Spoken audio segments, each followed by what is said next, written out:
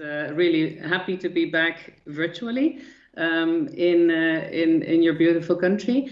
First of all, the global pandemic, economic slowdown, competition that we have. I mean, they all are reasons, if you have them single or combined, to make us very agile, to grow, to stay ahead of of what's happening in the world.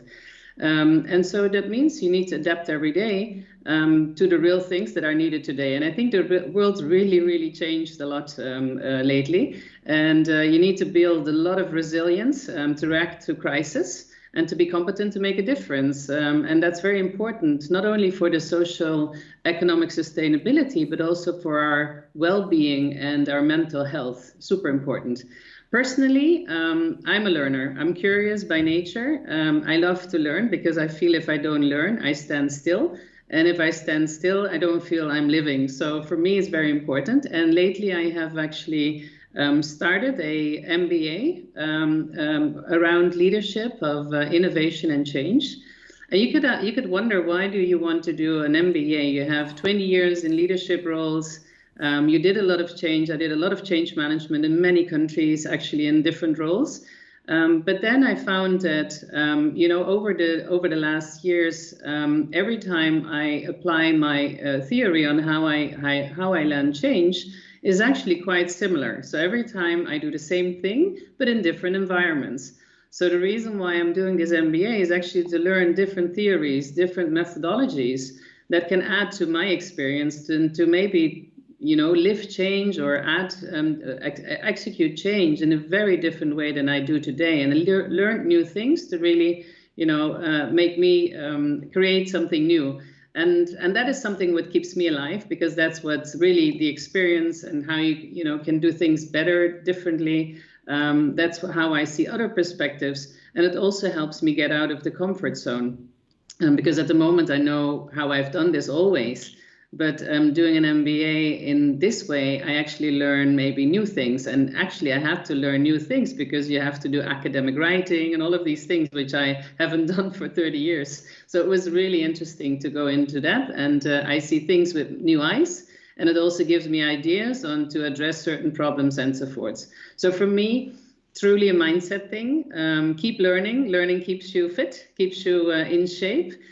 Keeps you also look for new opportunities in life. And I think life is really changing so much lately that if you're not really, keep agile and go with the flow of what's happening and maybe sometimes even be ahead, because I think always to be ahead, you actually beat competition. So, and that could be personal competition in terms of people, but it could also be in terms of success of business, of course. So with that, I really think it's great. And I remember 3 years ago, I think it was, Renate, that we opened the LUMIC, the Innovation Center in Latvia, in Riga. And I mean, we've built such a great collaboration there. And, the purpose also here is actually to learn and to increase the knowledge, to inquire companies, to bring under one umbrella. And that's why we also started in Microsoft to bring the Global Skilling Initiative Framework, to announce this in June. And I'm really feeling super proud of that, because I do believe many people will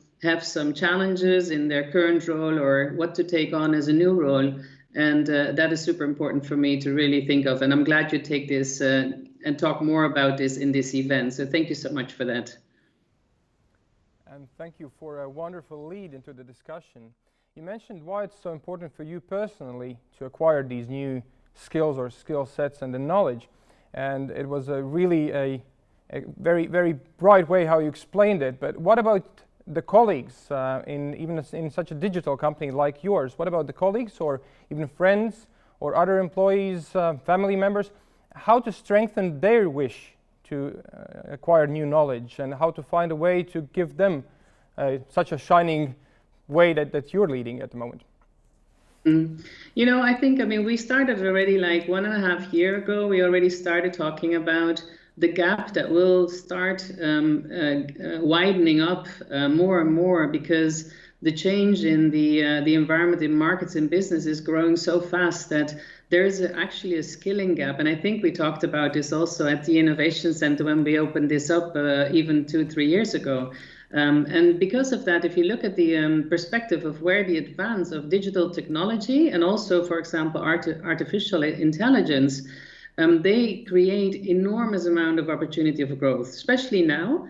With the business being forced, like us being here virtually, I mean, that's already an example of it, but also to being forced to accelerate modernization of the operations. And we need to really catch up to acquire skills needed to do this new way of working. And, today is not, the reality is only intensifying the need for digitization of a wide range of administrative services. And I think you're talking about it because there are 4 things that you look at it from the skilling perspective from your side, 4 rules that are super important, but there are 10 rules in our skilling proposal that actually are super important for it. And to really think about how you can either repurpose yourself to skill yourself up or to increase the knowledge that you have will keep you up to date and also will be able to actually give you more comfort in the new market landscape where we are.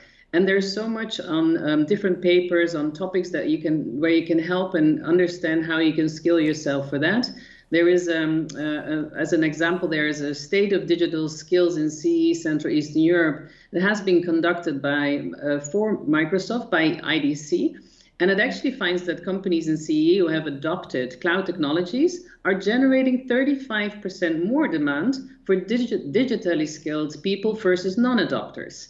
So consequently, many businesses are facing a gap, because if you need more people that are more skilled with higher skilled needs, then you will not have those people available because they're not actually educated for that. So today, only 3.5% of employees in CE fully meet digital skills needs.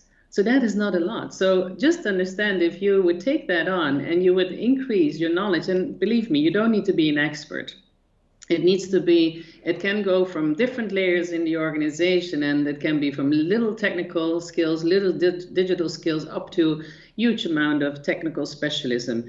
But it's so big, and we are looking into different parts of like robotic processes, automation, mobility, big data analytics. So there's a lot to be looked at, and it spreads across many, many different parts. But I also want to point out that, technical skills are super important, and we shouldn't underestimate the necessity to focus on soft skills also.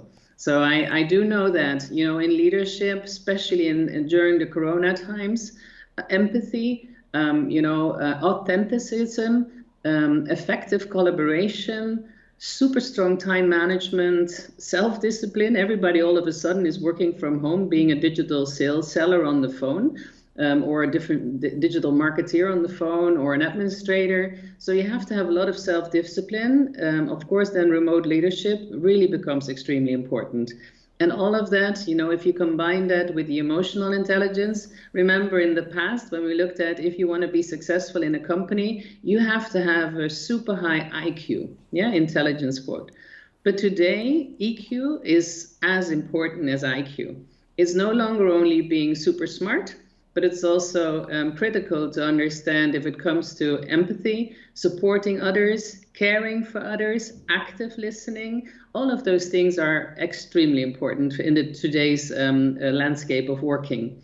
And to finalize, the choice is really not if we should learn, but I think, if you want to be among those 3.5% of front runners staying ahead with better potential and successful realization, or do you want to wait and probably not move so fast? And there's a beautiful book, if you don't know, but it's called Who Moved My Cheese? And it's a very simple, very small little book, super easy to read. But you could, if you read it, you could ask yourself, am I the mouse, the front runner, or I'm staying in my storage and wait until the cheese is gone? So that's all what it is about. So it's staying ahead and really, trying to be part of the new modern work life that is going to happen anyway. If we want or not, it's going to be there. So that's why.